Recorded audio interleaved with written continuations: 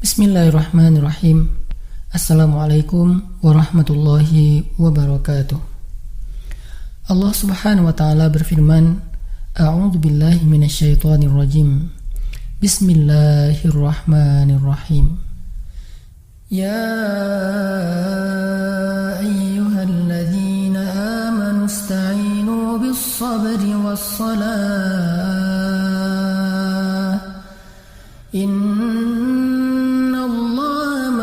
Sabirin. Innallaha ma'as sabirin. Wahai orang-orang yang beriman, mintalah pertolongan dengan sabar dan salat. Sesungguhnya Allah bersama dengan orang-orang yang sabar. Kita sering mendengar ayat ini disampaikan oleh para ulama, para dai, para ustadz tentang bahwa salah satu di antara cara menjemput pertolongan Allah Subhanahu wa taala itu adalah dengan melakukan ibadah sholat. Pertanyaannya adalah, sholat yang seperti apakah yang bisa menjemput pertolongan Allah dalam kehidupan kita pada saat kita sedang mengalami ujian yang berat? Banyak orang yang bilang, saya sholat tapi kok hidup saya gini-gini aja. Banyak orang yang bilang, saya udah sholat tetapi kok doa saya belum diijabah. Saya udah sholat tapi kok masalah saya masih belum selesai. Saya udah sholat tetapi kok musibah saya terus beruntun, tidak pernah berhenti. Saya udah sholat tapi kok musibah terus terjadi dalam hidup saya. Sehingga teman-teman yang dirahmati Allah, kita perlu belajar sholat yang seperti apa yang bisa menjemput pertolongan Allah Subhanahu wa taala secara ajaib. Mari kita renungkan sebuah kisah yang pernah disampaikan oleh sahabat Anas bin Malik radhiyallahu an. Bahwa dahulu di masa Nabi ada seorang laki-laki di kota Madinah yang melakukan perjalanan antara Syam ke Madinah untuk berdagang. Di tengah perjalanan, laki-laki ini dirampok oleh para perampok. Dia diberhentikan oleh seorang laki-laki, kemudian hartanya diambil, lalu setelahnya laki-laki itu menghunuskan pedang kepada orang ini. Pedagang ini mengatakan, "Wahai fulan, jika engkau menginginkan hartaku, ambillah, tapi biarkanlah aku melanjutkan perjalanan." Perampok itu mengatakan, "Adapun harta itu sudah menjadi milikku. Sekarang aku menginginkanmu, aku ingin membunuhmu." Merasa tidak punya pilihan, akhirnya pedagang ini mengatakan, "Wahai fulan, jika engkau ingin menyakitiku, membunuhku, maka lakukanlah. Tetapi sebelumnya berilah aku kesempatan untuk melaksanakan sholat 2 rakaat." Lalu perampok ini mengatakan, "Ya sudah, kalau begitu sholatlah, aku akan berikan engkau waktu sebentar." Maka pedagang ini pun mendirikan sholat dengan sholat yang sangat khusyuk. Di dalam sholat, laki-laki ini setelah membaca Al-Fatihah, dia membaca sebuah ayat di dalam surat An-Naml ayat 62. Apa ayatnya? Dia membaca kalimat, "Amman yujibul muttarra idza da'ah, amman yujibul muttarra idza يكشف السوء ويجعلكم خلفاء الأرض أإله مع الله أإله مع الله قليلا ما تذكرون." Bukankah dialah Allah yang memperkenankan doa orang yang dalam kesulitan apabila dia berdoa kepadanya, dan menghilangkan kesusahan dan menjadikan kalian sebagai khalifah di muka bumi? Apakah di samping Allah ada Tuhan lain yang patut disembah atau dimintai pertolongan? Sedikit sekali dari nikmat Allah yang kalian ingat. Shadaqallahul azim. Teman-teman yang dirahmati Allah SWT, inilah ayat yang dibaca oleh pedagang tadi ketika dia sholat 2 rakaat. Dia membaca kalimat ini dengan penuh penghayatan dan perenungan. Dia mentadabburi ayat ini.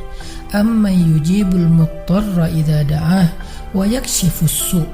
Bukankah dialah Allah yang memperkenankan doa orang-orang yang dalam kesulitan dan menghilangkan kesusahan? Dia menghayati ayat ini. Dia mentadabburi ayat ini. Sehingga muncullah rasa yakin di hatinya bahwa harapannya saat ini satu-satunya adalah Allah yang yujibul muttar. Dia dalam kondisi muttar, dalam kondisi kesulitan, dalam kondisi terancam. Muttar itu bisa bermakna terancam, kesulitan, kesusahan, dan berbagai macam makna dari ketidakberdayaan. Siapa yang yujibul muttar? Siapa yang akan memperkenankan doa orang yang tidak berdaya selain Allah? Wa yakshifus su', dan menghilangkan kesusahannya selain Allah? Maka mulai muncullah rasa yakin di dalam hati laki-laki ini setelah membaca ayat tersebut. Setelah selesai dia lakukan sholat, kemudian dia mengangkat kedua tangannya. Dia berdoa kepada Allah dengan menyebut nama-nama Allah yang mulia. Ya Rabbi, wahai Tuhan yang maha pengasih, wahai Tuhan yang maha penyayang, wahai Tuhan yang memiliki arasy yang mulia, wahai Tuhan yang menampakkan makhluk, wahai Tuhan yang maha mengembalikan, wahai Tuhan yang maha melaksanakan apa yang Dia kehendaki. Aku mohon dengan cahayamu yang memenuhi sudut-sudut arasy-Mu. Hamba mohon kepadamu dengan kekuasaanmu yang menguasai makhluk-Mu dan dengan rahmat-Mu yang meliputi segala sesuatu. Tidak ada Tuhan yang berhak disembah selain Engkau, ya Allah. Wahai Tuhan yang maha penolong, tolonglah aku. Laki-laki ini berdoa meminta kepada Allah dengan menyebut kebesaran Allah di arasy, menyebut cahaya-cahaya yang dimiliki oleh Allah yang meliputi arasy-Nya yang mulia. Tiba-tiba setelah selesai berdoa, muncullah seorang laki-laki dengan pakaian hijau. Datanglah malaikat Jibril kepada kami seraya berseru, siapakah di antara kalian wahai para malaikat yang mau menolong hamba Allah itu?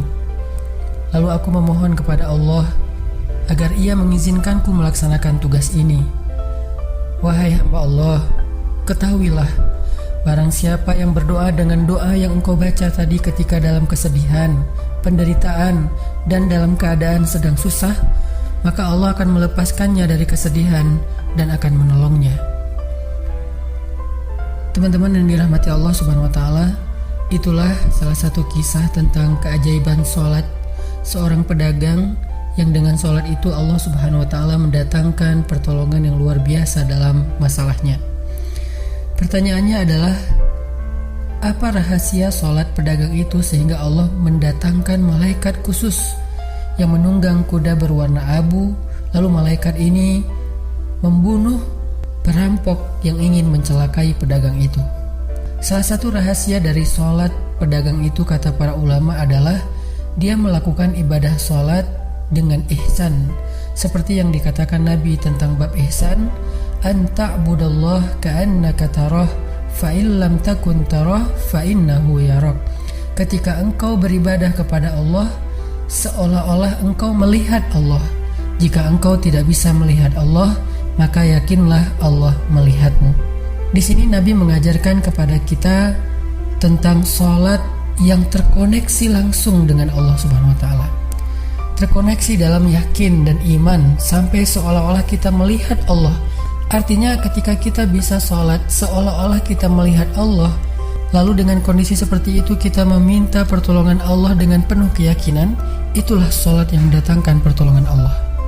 Atau kalau kita nggak bisa membayangkan bahwa kita melihat Allah karena itu memang sulit, maka yakinlah Allah melihat kita, dan itu pasti.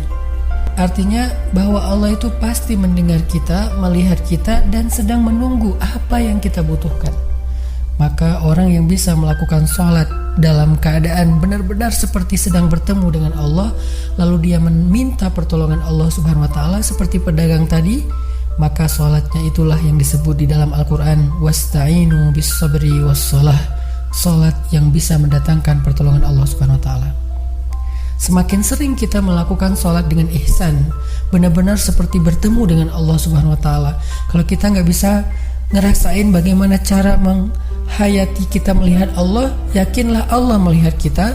Dan kalau kita bisa mendawamkan ini dalam sholat 5 waktu dan dalam sholat-sholat sunnah kita yang lain, terutama sholat tahajud, maka insya Allah sholat kita sudah menjadi jalan keajaiban dalam kehidupan kita. Barakallahu.